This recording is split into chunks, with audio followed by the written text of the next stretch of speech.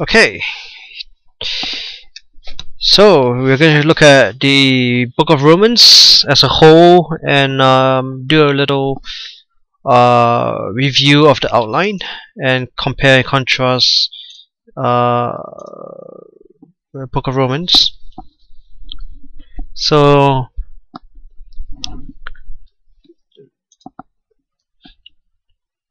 this should not be a extremely long video. Okay, so let's jump in quite immediately. So overview, introduction is 1 to 17. Yep, 1 to 17. Okay, so this one is different. Bible study tools says is 1 to 15 because 16 and 17 is the theme of the book, which is righteousness from God, which is valid.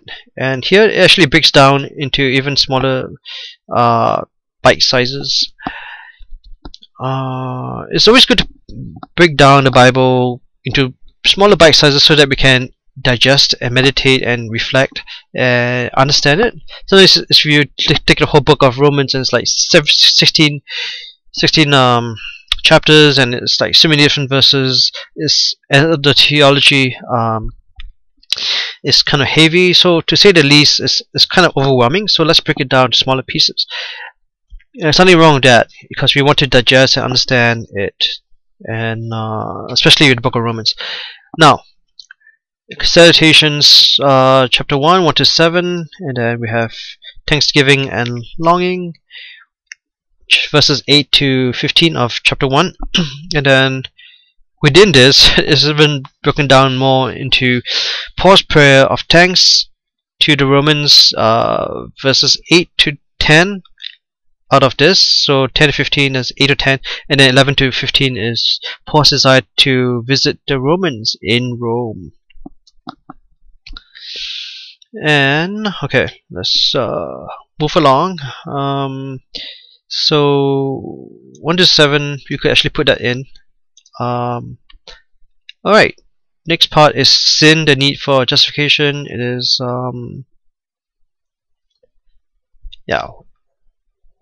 chapter 1 18 to chapter 2 16. Here we see 18 to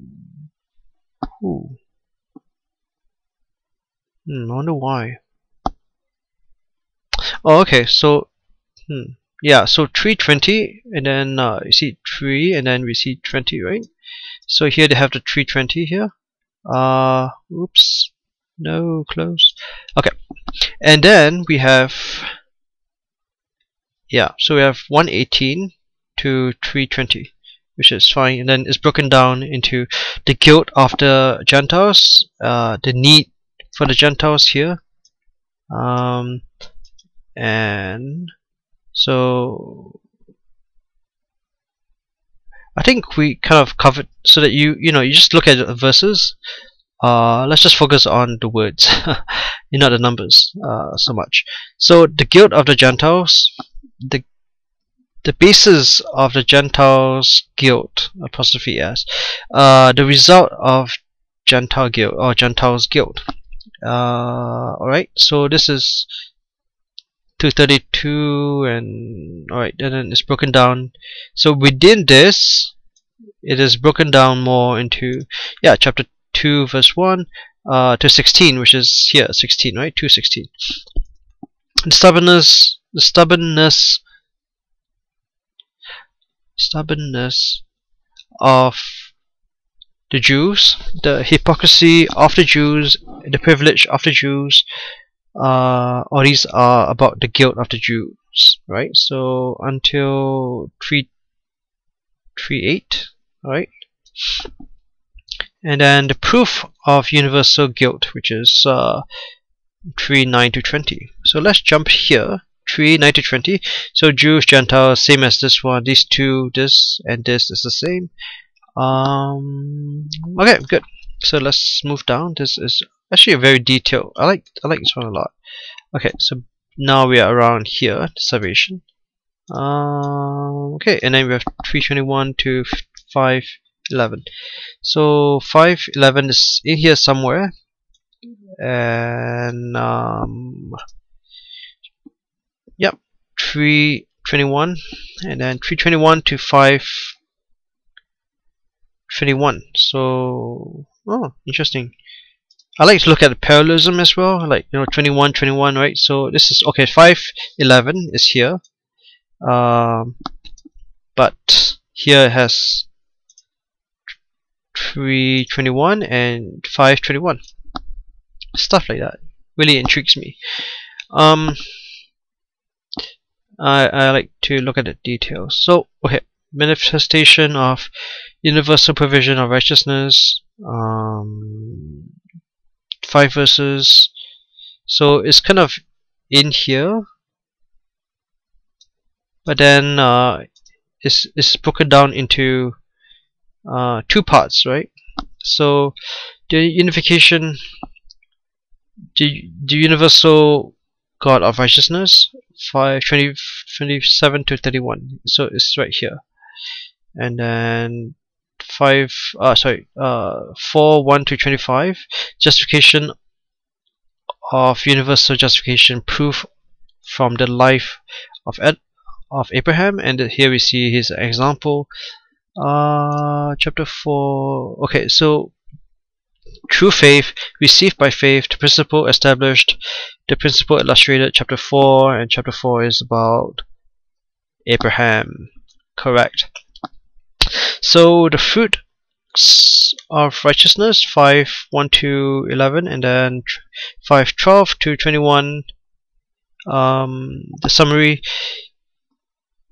humanity's unrighteousness contrast with God's gift of righteousness. Yep. Cool. So that we are in chapter 5 already. Okay, we're here already. Right. Okay, let's just backtrack a bit.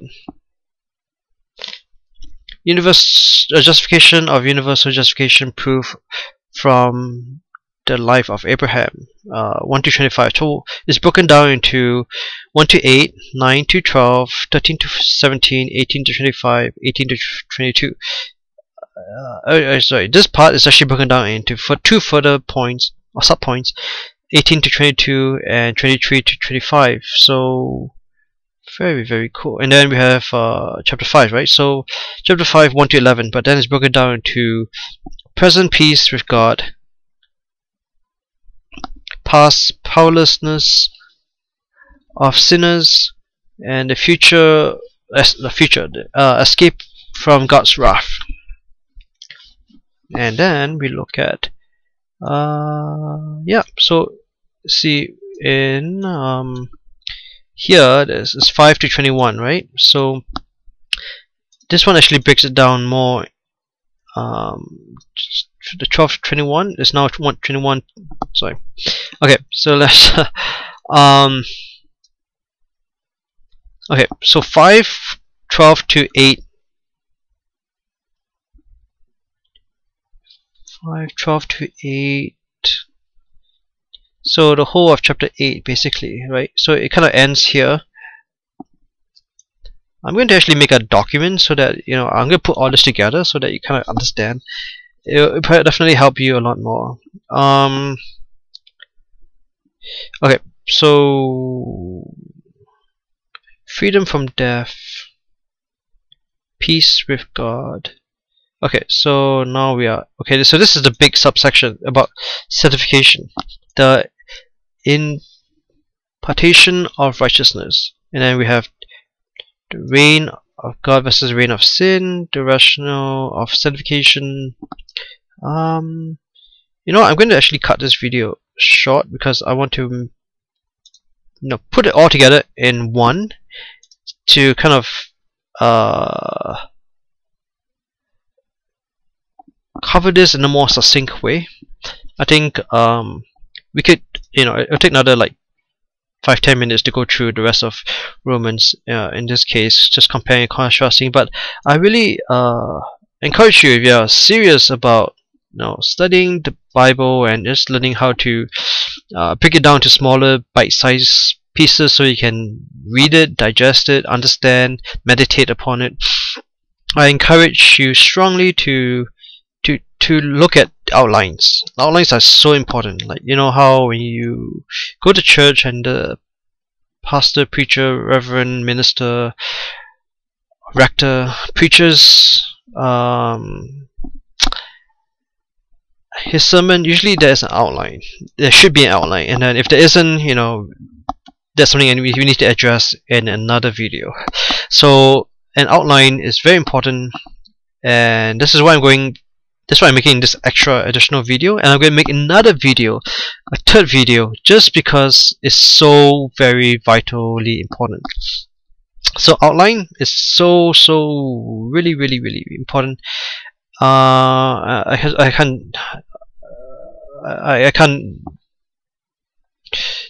think of how else to impress upon you how important it is than to actually, you know, create a document that that will highlight that importance. In fact, I might just do that now. If I really don't want to make this video to be like extremely long. Oops, that's Excel, and I'm not doing it in Excel today. I have done it before in Excel. It is really fun. Nope. Okay, so I'm going to cut this video at this point, because I think we covered the basics of how you can look at outlines and how things just keep expanding. I have a friend who is working on other ways of studying the Bible, which is really cutting edge stuff, and hopefully I'll get him to share it, or I'll borrow his Bible study tools and show you what.